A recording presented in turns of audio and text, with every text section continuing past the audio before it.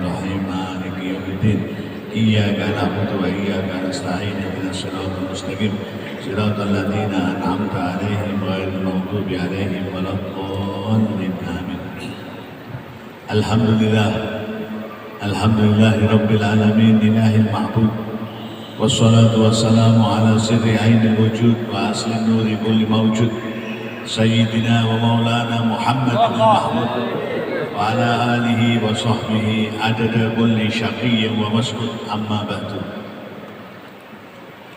Para alim ulama, para habaib, para kiai, para sesepuh yang senantiasa saya hormati, bapak-bapak pejabat pemerintah dalam semua tingkatannya yang saya hormati, wabil khusus Bapak Wali Kota Balikpapan atau yang mewakilinya, Bapak Kabar Kesra, para hadirin dan hadirat yang dimuliakan Allah Subhanahu wa Ta'ala. Alhamdulillah, malam hari ini atas berkenan rahmat dan hidayah Allah Subhanahu wa Ta'ala, kita bisa bersama-sama menghadiri haul yang kedua dari Al-Habib Ja'far bin Muhammad bin Hamid Al-Kaf, yang bapak-bapak ibu-ibu sekalian sudah tahu semuanya mengalami masa hidupnya.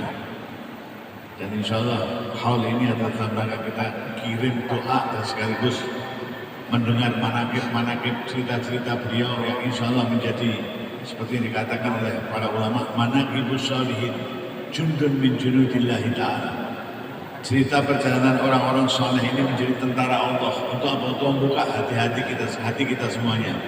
Yang lupa menjadi ingat, yang insya Allah kita di luar jalur kembali kepada jalur dengan mendengar ceritanya para manaqibnya para sholihin, para wali-wali Allah. Alhamdulillah.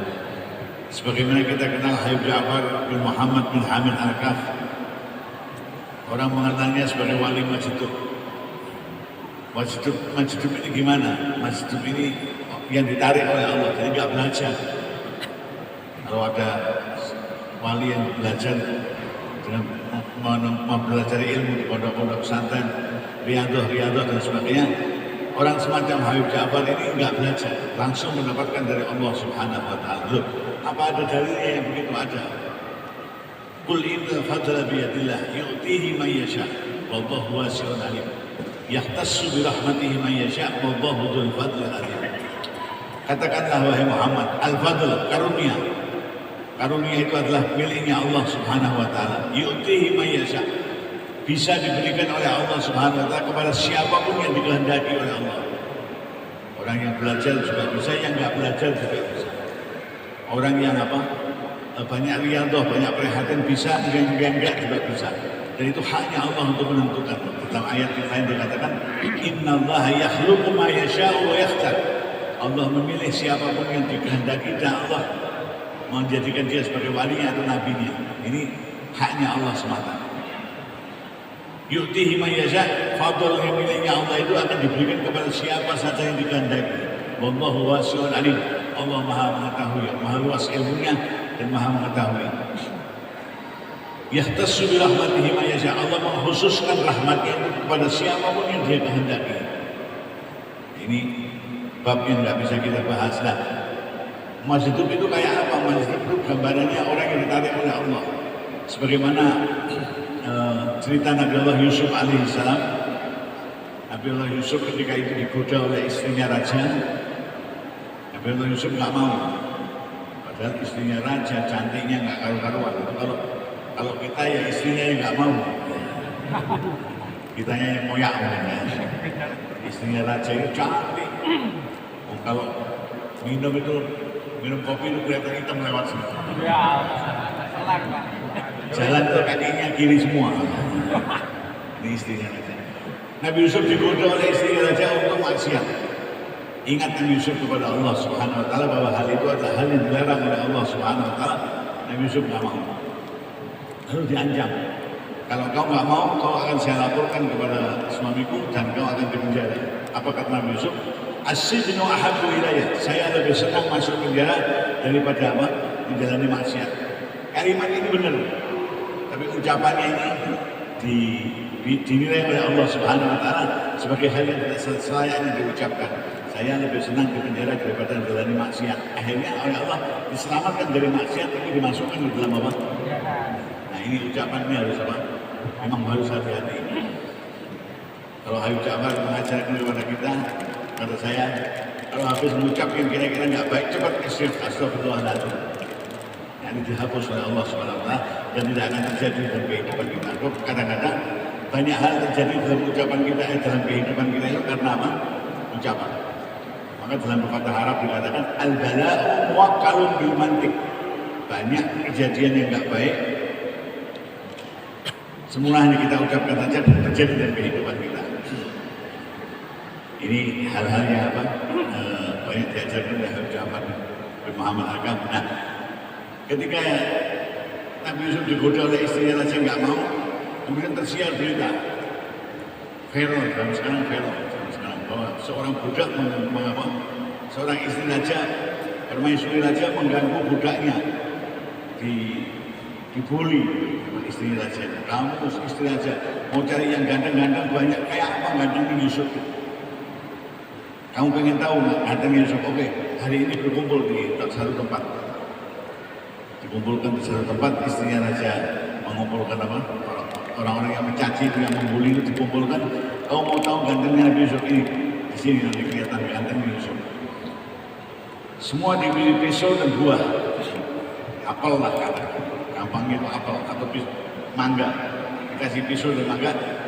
Ketika Nabi Yusuf itu diperintahkan untuk lewat, Al-Quran yang menceritakan. Falamma ra'ainahu, ketika wanita-wanita itu melihat Yusuf, akbarnahu itu tersepona. Apa? Terpesona apa tersepona? Ya udah itulah maknanya. Falamma ra'ainahu akbarnahu, terpesona. Wa qatta'na aydiyahunna, yang diiris yang dikupas ini bukan mangganya tapi apa? Nah, ini tertarik oleh kecantikannya Nabi Allah Yusuf alaihissalam. Jadaba ilaih jamala Yusuf. Kegantengan Nabi Yusuf menarik para wanita itu sehingga lupa diri. Jadaba, ditarik. Nah, orang sudah tertarik perhatiannya dengan kecantikan kehebatan Nabi Allah Yusuf ini, mestinya orang kalau teriris tangannya refleks, pisunya dibuang, atau tangannya dia apa? Kalau mangganya yang dibuang, ini enggak, masih bisa ngomong. Waktu ini dia qulna hasya lillahi ma hadza bashar. Ketika kemudian mengiris mangga itu bukan mangganya tapi berijinya, itu tidak terasa sakit, justru malah bisa bilang, ini bukan manusia. Nah, ini orang jahat. Banyak orang yang tertarik. Maka para ulama mengatakan itu baru jadabnya keindahan Nabi Allah Yusuf alaihissalam. Wali-wali Allah Majud bukan keindahan makhluknya, tapi tertarik oleh keindahan al-khaliq penciptanya. Oleh karena itu lebih dari apa? Lebih reaksinya lebih daripada wali-wali yang memotong apa? Mangga sampai teriris tangannya. Ini gambaran orang yang hidup dalam kehidupan Majid. Nah, Habib Ja'far dikenal sebagai seorang wali yang Majid. Dia tidak pernah belajar di pondok yang enggak, belajar di sekolahan juga enggak, tapi ditarik oleh Allah Subhanahu Wa Taala dan jadilah beliau seperti itu. Doanya diijabah oleh Allah Subhanahu Wa Taala. Nah, dalam rangka ijabah doa ini kita mengingat sabdanya Rasul Muhammad Sallallahu Alaihi Wasallam. Hati-hati kau, hati-hati. Kita minta untuk hati-hati. Ada orang yang rambutnya tidak teratur, pakaiannya compang-camping, tidur di atas tanah, berselimutkan angin. Masya Allah, ini orang yang istilahnya nggak ada harganya, tidur di berlantai tanah, bukan spring bed tapi apa? Tanah, selimutnya angin, rambutnya compang-camping, pakaiannya lusuh semuanya. Jangan kau hinakan orang semacam itu. Kenapa? Kalau dia berdoa kepada Allah, dia angkat tangan, la abarrahu. Kalau dia mau angkat tangan, walau idda'u ala Allah, la abarrahu. Kalau orang seperti itu mau angkat tangan, doanya langsung diijabah oleh Allah Subhanahu Wa Taala. Ini menandakan bahwa kita harus berhusnudzon kepada semua orang, tidak boleh menghinakan orang, karena ada orang yang begitu ternyata pangkatnya di sisi Allah sangat tinggi sekali. Nah, para hadirin sekalian yang dimuliakan Allah Subhanahu Wa Taala, Ash akbar, rambutnya cuman camping, pakaiannya cuman camping, tapi kalau dia berdoa kepada Allah, akan langsung diijabah oleh Allah Subhanahu wa Ta'ala. Hal ini pernah diceritakan di kota Madinah. Mudah-mudahan kita bisa berziarah ke Madinah. Di kota Madinah ada seorang wali berjalan ke satu tempat. Di situ ada panggung ibarat kita habis pengajian, panggung. Lalu wali itu bertanya, ada apa ini? Di sini habis ada sholat istisqa, sholat yang mohon hujan, karena di kota itu sudah lama nggak turun hujan. Sholat istisqa mohon hujan. Nah, terus setelah didoain orang banyak begini, hujannya turun apa enggak? Enggak. Hujannya enggak turun. Orang yang berdoa sudah pulang semuanya. Tadinya berdoa di tempat yang di panggung itu. Ini orang yang datang bertanya itu orang yang pakaian compang camping, jenggotnya juga compang camping, pakaiannya enggak benar, dianggap sebagai orang biasa. Oleh para petugas yang masih di sekitar panggung itu ditanya, sampai siapa? Saya dari kota ini, dekat kota Madinah. Oh, bagaimana Pak? Tadi orang segitu banyaknya berdoa itu hujannya nggak turun? Enggak. Sekarang saya tak berdoa ya, aminkan semuanya. Bapak itu tadi berdoa, begitu selesai sudah saya tak pulang. Ini belum melangkah pulang, hujan sudah turun. Padahal orang itu dianggapnya sebagai orang biasa. Ternyata di sisi Allah adalah orang yang sangat luar biasa. Walau ta'ala Allah, begitu dia angkat tangan, langsung Allah turun tangan. Kita ada enggak di antara kita yang begitu? Begitu angkat tangan langsung Allah turun tangan, ada enggak? Turun tangan mengijabai doamu apa ya? Insyaallah, mudah-mudahan amin Allahumma. Amin Allahumma. Dan demikian yang saya dapati dari Habib Ja'far selama saya berkumpul dengan beliau selama kurang lebih di Semarang itu hampir berapa 5 tahun mungkin ya. Itu hampir ketika pengajian bareng, datangnya satu pengajian, orang sudah kumpul mendung, Masya Allah. Kira-kira hujan turun, sudah bubar di pengajian. Habib Ja'far cuma bahasa Jawa, golekno payung, carikan payung. Kita cari payung, payungnya mintanya yang merah. Kenapa yang merah? Lampu stopan itu yang abang mendek. Masya Allah. Mintanya payung yang apa? Setelah dia saya nggak lihat dia kawan kami berdoa enggak senang hujan mandek enggak, begitu payung dibuka hujan mandek stop merah stop mandek udah subhanallah. Memang kayak guyon tapi subhanallah ya, diijabah oleh Allah Subhanahu wa Ta'ala. Kadang-kadang dengan bahasa yang berlambang. Saya sama istri perjalanan pengajian ke Korea. Di atas pesawat pramugari ini menawarkan minumannya apa? Jus dondong atau jus apel atau jus nanas. Saya pikir apel sama nanas di Semarang sudah ada. Saya minta dondong. Terus dibuatkan dondong terus apel sudah jadi diberikan. Istri saya bilang itu jus dondong sudah. Kata Habib Ja'far kalau dondong itu nanti rezekinya dong-dong.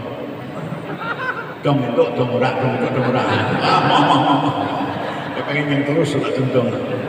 Itu bahasanya di Jawa maka saya begitu. Jus dondong itu rezekinya apa? Dondong. Kalau semongko itu rezekinya nggak disompo-sompo. Kalau apel rezekinya kempel. Ya, tidak semongko mau nggih. Kalau mau di kota Samarinda minta yang semongko.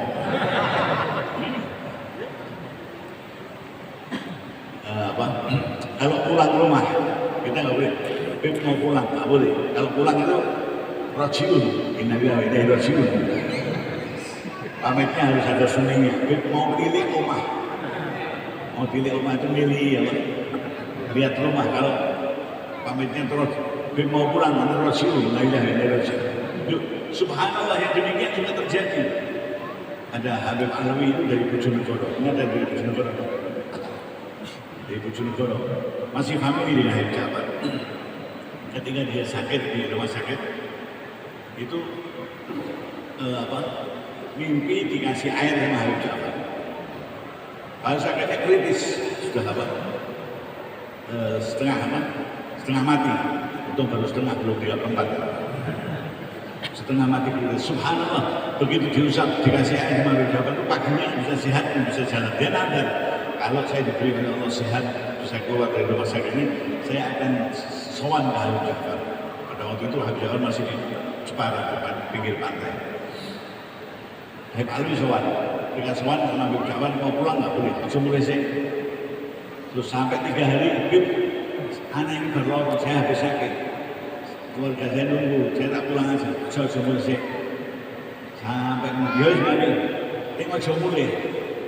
Tapi jangan bilang pulang. Pilih omah, coba ya, aku kangen ya. Ojo wae pilih omah kalau mulai ojo wae. Tak mulai wae. Ojo pilih omah, ojo mulai. Mulai pakai mulai. Tak pulang. 3 hari kemudian pulang betul. Innalillahi. Masya Allah. Ini yang apa? Yang apa? Kadang-kadang demikian terjadi. Pernah juga beliau ketika itu di daerah Jepang bermukim di rumahnya seorang muhibbin, seorang haji yang memimpin. Nah, dan saya maaf ini saya tidak kenapa adanya maaf. Habib Ja'far ini jarang kelihatan kita pada waktu itu mandi di rumahnya Pak Haji itu. Sampai 3 hari mungkin nggak mandi.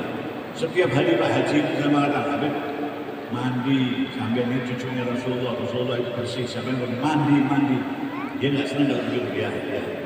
Terus di Grisi itu apa mandi sampai akhirnya yang ketiga, ya Pak, aku adus, kok kowe didusi. Aku tak adus, saya tak mandi dan kau dimandikan juga. Mandi, dia pulang. 2 hari kemudian orang itu dimandikan. Masa. Terus barang ada. Walau dakwah Allah la abarnahu. Orang yang demikian hatinya nggak boleh disentuh yang menyakitkan. Kalau hatinya disentuh yang menyakitkan, keluar apa adanya, yang terjadi yang keluar dari mulutnya. Alhamdulillah. Tapi kalau kita senangkan hatinya, yang terjadi yang keluar dari mulutnya senangkan terjadi. Pernah salah seorang sesepuh Habib di Jawa Tengah, ketika tahu saya begitu dekat dengan Habib Ja'far pengajian bareng ini, beliau mengingatkan saya, antum jangan terlalu dekat dengan apa Habib Ja'far. Habib Ja'far itu majiduk. Nanti kalau ngomongnya apa terjadi jelek ya terjadi, yang nggak baik juga terjadi. Karena itu doanya. Saya pikir saya mau menjauhi gimana orang dekat dengan beliau ini selalu yang keluar doa.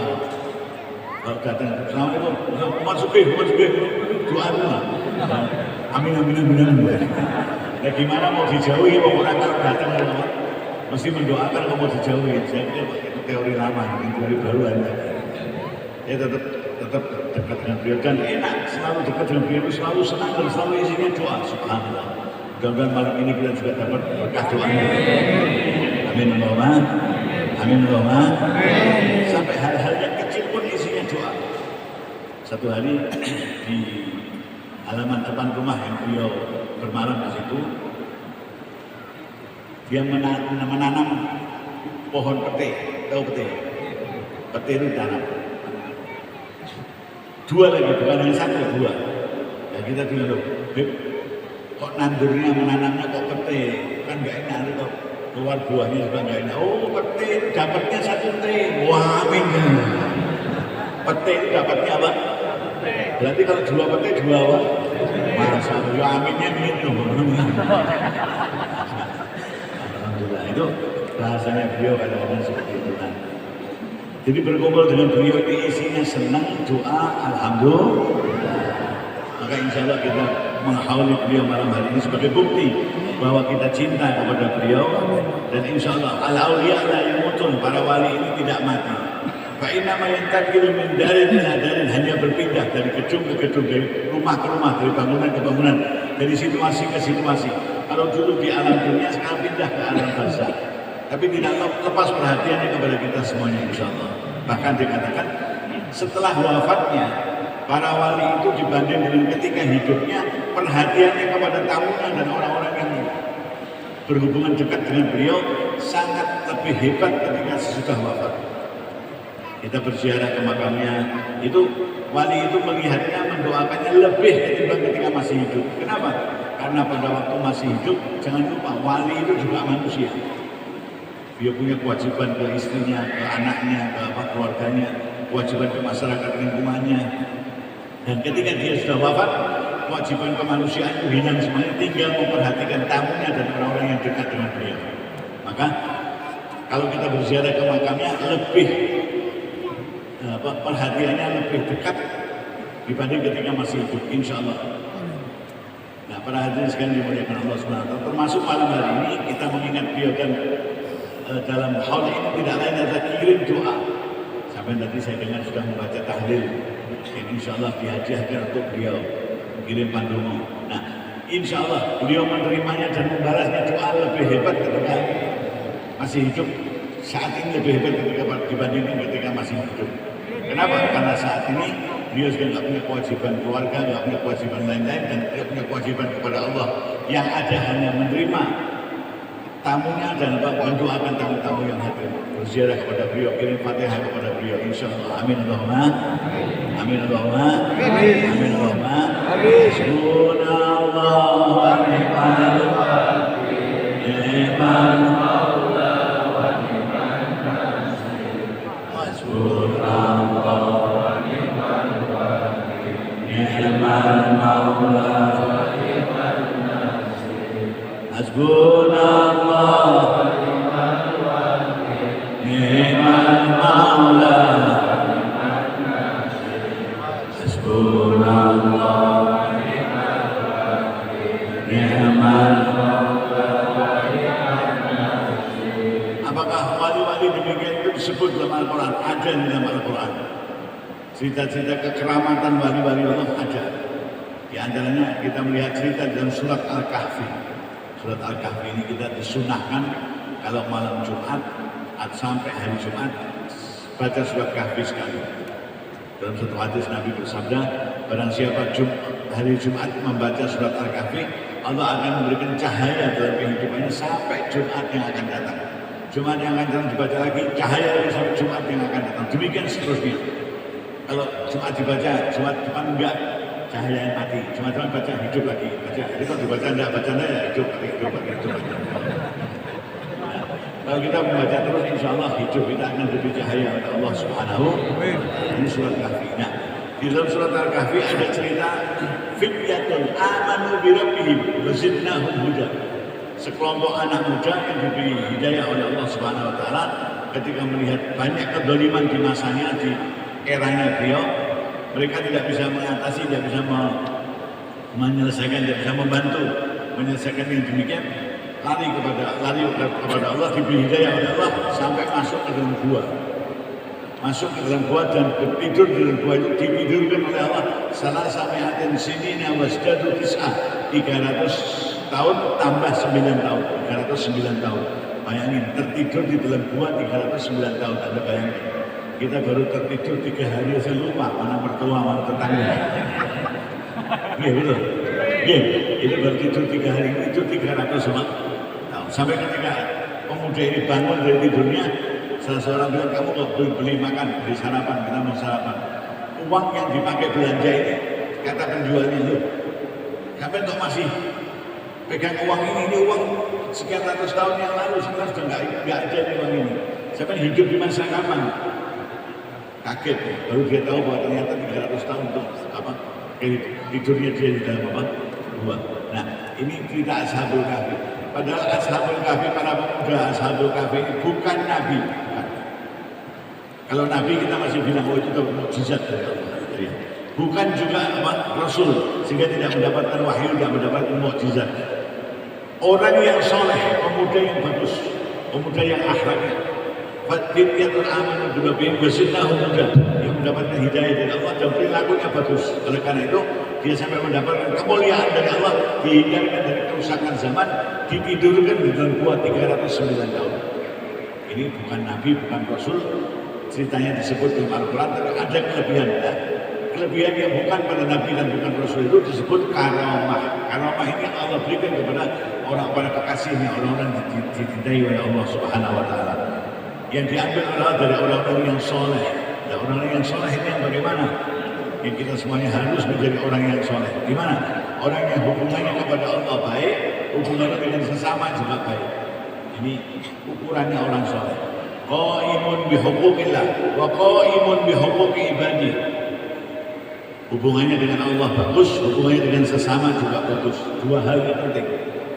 Kadang-kadang ada orang yang dengan Allah baik, sholatnya baik, ngajinya baik, sholatnya istimewa, puasanya istimewa, zikirnya istimewa, tapi utang nggak bayar. Ada. Banyak ya? Datang enggak? Ada yang sholatnya baik, ngajinya baik, wiridan bertasbihnya baik, tapi maaf hubungan dengan sesama nggak baik. Kadang memfitnah orang, kadang memakan haknya orang, ada nggak? Ini nggak boleh. Kita harus baik dua-duanya, kepada Allah baik, kepada sesama juga baik. Dan itu bukan hanya yang dipilih, ini dijadikan Allah wali yang demikian. Wallahu yatawalla sholihin. Allah menjadikan walinya orang-orang yang soleh, yang hubungannya ke sana baik, ke sini juga baik. Ini yang dijadikan wali-wali Allah. Oleh karena itu para hadirin sekalian dimuliakan Allah, yang penting bukan hanya hubungan kita kepada Allah. Karena ada sebagian kita yang menganggap yang penting udah sholat, yang penting udah puasa, yang penting sama apa? Sama Allah sudah baik, sujud, menjauhi larangan Allah. Kau anggap hubungan dengan temanmu, dengan tetanggamu, dengan apa? Masyarakatmu itu nggak penting. Satu hari Nabi SAW ketika itu tengah mengajar, lewat jenazah, rombongan jenazah ini lewat. Mau dibawa kemana? Ya kuburan, masa mau dibawa ke apa? Ke kuburan. Terus Nabi berhenti mengajarnya, rombongan jenazah ini di stop. Nabi bertanya, ini jenazah siapa ini? Oh, ini yang meninggal Fulan bin Fulan, alamatnya di jalan ini, kamu ini, oh ya. Kepada orang yang ikut takziah itu Nabi bertanya, ini orang baik apa enggak? Oh baik, sama tetangga baik, sama family baik, sama sesama baik, oh baik enggak? Ya sudah, tanya lagi kepada yang satu, baik enggak? Baik.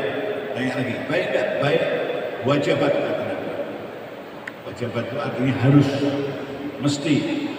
Orang Jawa bilang kudu, harus mesti kudu. Sahabat belum begitu apa? Perhatian. Kemudian ada tidak lama Nabi balik mengajar lagi, lewat jenazah lagi. Jadi rupanya hari itu musim. Ini sudah lewat, ini lewat lagi kayak waktu apa? Covid. Sekarang Covid sudah pergi. Alhamdulillah. Mudah-mudahan nggak kembali lagi. Amin Allahumma. Tapi bagaimanapun kita mengambil hikmah ketika masa Covid, banyak hikmahnya. Di antaranya saya sering menyampaikan, kita disuruh pakai masker. Nah pakai masker itu hikmahnya apa? Hikmahnya kalau kita punya potensi Covid, nggak akan menulari orang lain. Insya Allah. Kalau orang lain punya potensi Covid, insya Allah kita nggak ketularan. Itu karena pakai apa? Masker. Tapi di antara itu hikmah yang terbesar kita pakai masker supaya nggak banyak mulut. Tutup. Karena rusaknya masyarakat, rusaknya negara, rusaknya lingkungan itu karena kakean cangkem. Betul nggak? Betul nggak? Dengan banyaknya orang yang kakean cangkem rusak, jadi fitnah, jadi banyak isu dan sebagainya. Alhamdulillah dengan pakai masker diajari ben ora kakean. Alhamdulillah. Nah, karena itu para hadirin sekalian ada hikmah di balik semuanya. Di balik semuanya pasti ada hikmah. Nah, ketika jenazah yang kedua ini lewat, Nabi juga begitu berhenti. Tanya lagi, ini wafat, siapa yang wafat? Fulan bin Fulan dari kampung ini. Tanya, baik nggak? Baik. Tanya lagi yang lain, baik, baik. 3 orang menjawab baik, baru Nabi bersabda, wajibat, sudah Pak. Terus ke pemakaman ke kuburan, wajibat. Baru sahabat heran, loh. Tadi yang pertama orang pada mengatakan baik, Nabi juga mengatakan wajibat, harus. Yang kedua ini orang mengatakan baik, tapi juga harus lagi apa? Oh jelek. Yang kedua orang jawab jelek. Ini jelek baik, jelek orang nggak baik, ini orang sama tetangga nggak baik, sama teman nggak baik, sama family nggak baik, ini orang nggak baik. Kedua nggak baik, ketiga nggak baik. Nabi juga bilang wajibat. Karena sahabat bertanya, ya Rasulullah, tadi semua orang mengatakan baik, panjenengan bilang wajibat, harus. Dan yang kedua orang mengatakan semuanya jelek, padahal juga bilang wajibat. Maknanya apa ya Rasulullah? Yang pertama orang yang hidup bersama dengan almarhum, yang apa? Interaksi dengan almarhum, temannya, sahabatnya, semuanya mengatakan innahu min ahli khair, dia adalah orang baik. Yang kedua juga begitu, yang pertanyaan yang kedua juga begitu, semuanya bilang ahli khair, maka wajibat lahul jannah, wajib masuk surga. Nah yang kedua itu semua mengatakan jelek. Ini akhlaknya nggak baik, ini perbuatannya nggak baik. Wajibat lahul nar, wajib masuk neraka. Loh, kenapa bisa demikian ya Rasulullah? Ya, antum syuhada Allah alal ibad. Kamu itu nantinya di hadapan Allah akan saling menyaksikan. Tetanggamu sebelah kiri akan menyaksikan kau baik apa enggak. Kau juga menjadi saksinya tetanggamu. Demikian sebelah kanan, demikian depan yang belakang. Semuanya menjadi saksi kita di hadapan Allah Subhanahu wa Ta'ala yang akan menyaksikan kita ini baik atau enggak baik. Nah, karena saksinya baik itu banyak, maka kau orang baik, tetanggamu semua mengatakan demikian, wajibatlah jannah, kau wajib masuk surga. Dan yang kedua, karena saksinya banyak yang menyaksikan bahwa dia orang jelek, wajibatlah nar. Karena kita dengan hamba Allah yang satu dengan yang lainnya saling menyaksikan. Nah, oleh karena itu supaya yang diminta ya alhamdulillah. Ini juga senangannya Habib Ja'far. Kopi, dan kopi ini memang kesenangannya para wali-wali Allah. Sehingga di antara wali-wali ada yang kalau mau pikir malam itu apa? Ngantuk, minum kopi itu. Kalau mau baca Al-Quran, ngantuk, minum kopi itu.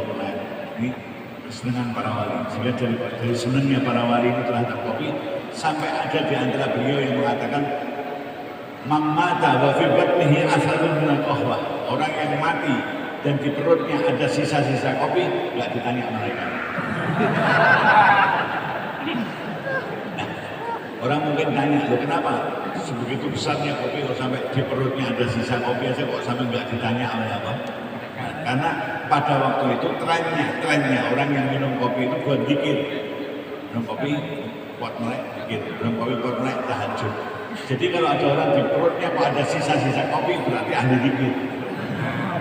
Oh betul. Nggak ditanya sama malaikat. Nah, malaikat itu sudah apa? Pak, orang ahli dikir pasti bisa jawab. Usah. Nah kalau sekarang gimana? Wallahu a'lam. Karena sekarang bukan ahli dikir. Orang main catur,